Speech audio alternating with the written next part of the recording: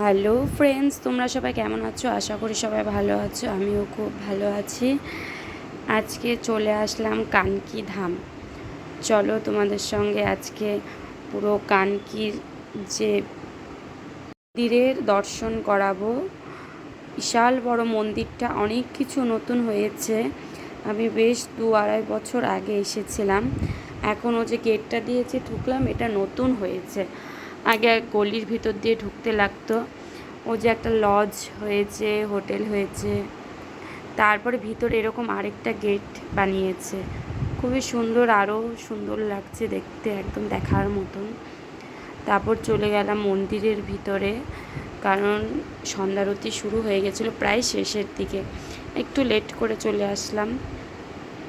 চলো তোমাদের মন্দিরের ভিতরটা দর্শন করাই।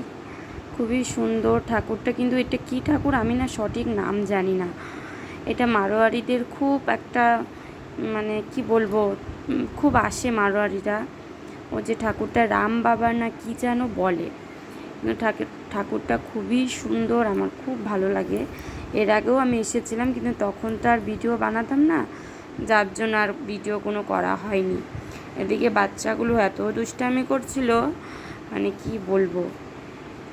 ওটার ভিতরে সবাই ঢুকে, ওই যে একটা রাউন্ড করা জিনিসটা, যে বাচ্চা, বউ, ছেলেরা সবাই ভিতরে ঢুকে। জানি না আমি কেন ঢোকে, কিন্তু দেখি সবাই ওটার ভিতর দিয়ে ঢোকে। তারপরে চলে আসলাম যেখানটা আর কি যজ্ঞ হয়। এই যজ্ঞ মন্দিরটাতে ঢুকতেই সামনে দেখি একটা বিশাল বড় ঢোল রাখা।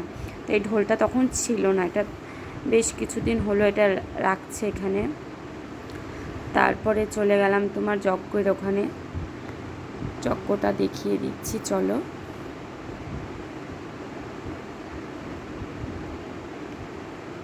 এই যে চলে আসছি, তখনও সমস্ত ঘি টি আরও কত কী দিচ্ছিল।